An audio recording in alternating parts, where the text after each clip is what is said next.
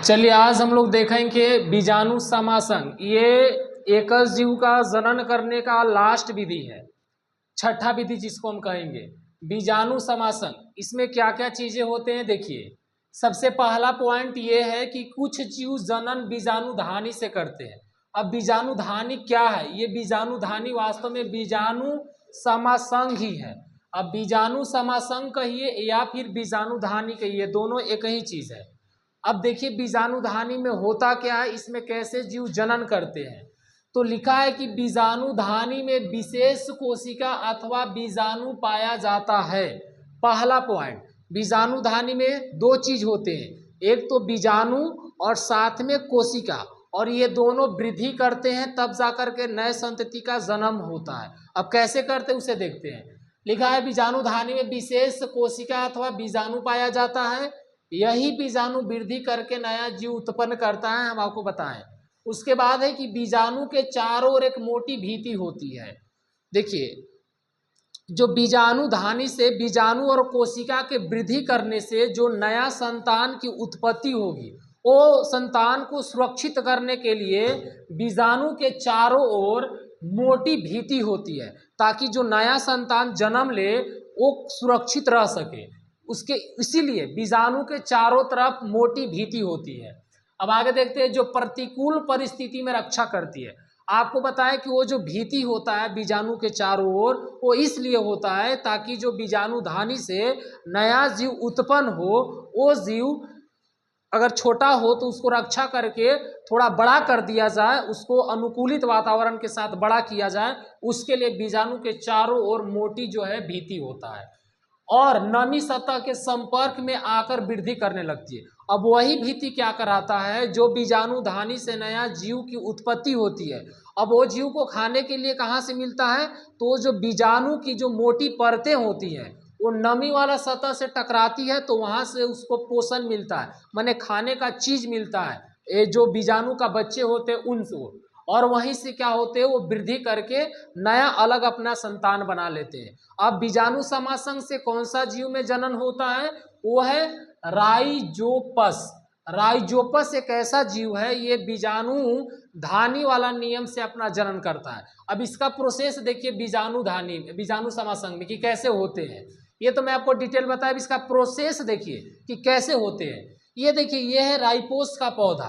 अब इसमें यहाँ देखिए ये सब क्या है, तो ये सब है बीजाणु धानी। ये जो दिख रहा है गोल गोल, ये सारे के सारे बीजाणु धानी है।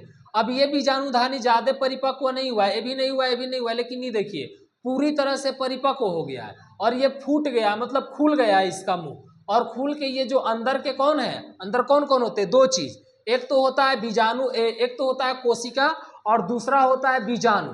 तो ये जो गोल था ये फटा और यहाँ से कोशिका और बीजाणु वृद्धि करके बाहर निकले। यहाँ से बीजाणु बाहर निकले और बाहर निकल के क्या करेंगे, नया ये वृद्धि करेंगे और वृद्धि करके नया संतति का जन्म देंगे। और वो संतति को रक्षा करने का काम ये बीजाणु के, ये जो बीजाणु है इसी के चारों ओर एक मोटी परत होती है, वही इनके बच्चा को रक्षा करती है। देखिए यही बीजाणु है, अब इसी के अंदर से बच्चा जन्म लेता है और बीजाणु के जो ऊपर वाला कवच होता है उसको रक्षा करने का काम करता है संतान का। वही चीजें लिखा हुआ है कि आकार में वृद्धि वगैरह करती है। तो मोटी मोटी बात यह है ना कि बीजाणु समासंग में क्या होता है कि इसमें बीजाणु धानी होता है। अब बीजाणु धानी कैसा होता है, तो ये देखिए ग्यूल्टी टाइप का ऊपर एकदम हम लोग कह सकते हैं फूल के जैसा होता है, जैसे पेड़ पौधा में फूल लेते वैसा गोल गोल होता है। और ये वृद्धि करके क्या करते हैं, उस गोल बीजाणु धानी में से बीजाणु अलगे निकाल लेते हैं और एक और होता है कोशिका, वो अलग हो जाता है। और जो बीजाणु जब अलग होता है बीजाणु धानी से, तो वही बीजाणु के अंदर न्यू संतान के जन्म करने की क्षमता होता है, वहां से नया संतान जन्म लेता है। और जो बीजाणु होता है उसके चारों ओर एकदम मोटी परत वाला सतह होता है, वही सतह के अंदर संतान होता है और वहीं से वो जन्म लेकर के अपना वृद्धि विकास करके जब पूरी तरह से परिपक्व हो जाता है तब जाकर के वो बाहर आता है। और परिपक्व कहाँ से होता है, भोजन कहाँ से लेता है, तो जो बीजाणु होता है ना, जो बीजाणु के अंदर संतान होता है, वो बीजाणु के जो मोटी मोटी बाहरी परत होती है, वही परत से बीजाणु क्या करता है, नमी के सतह में संपर्क में आकर के, नमी के सतह के संपर्क में आता है। और जैसे ही वो नमी के सतह के संपर्क में आता है तो नमी के सतह से चिपकता है, तो जो अंदर वाला संतान है उसको भोजन मिलने लगता है और वो अपना जीवन में वृद्धि करने लगता है और इस प्रकार से नया राइजोपस बन जाता है इस बीजाणु से। अब लास्ट बात आज का ये है, ये अब आपका टॉपिक खत्म हो गया। लास्ट बात ये है कि अलैंगिक जनन किसे कहते हैं, क्योंकि ये जो सारे के सारे चीज हो रहे थे ना, अभी 1 2 3 4 5 टाइप 6 टाइप पढ़े, इस सब में अलैंगिक जनन हो रहा था।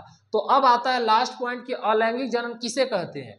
तो है कि एकल जीव द्वारा जब नई पीढ़ी का सृजन होता है, अकेले जीव रहेगा और अकेले जीव खुद से मेहनत करके नया जीव को उत्पन्न करेगा, तो अकेले जीव जब खुद से मेहनत करके नया जीव को उत्पन्न करता है, नया पीढ़ी को उत्पन्न करता है, उसी को हम अलैंगिक जनन कहते हैं। लेकिन मनुष्य में वैसा नहीं होता। मनुष्य में जब तक नर और मादा आपस में नहीं युग्म का संलयन करते हैं, तब तक नया संतति का जन्म नहीं होता।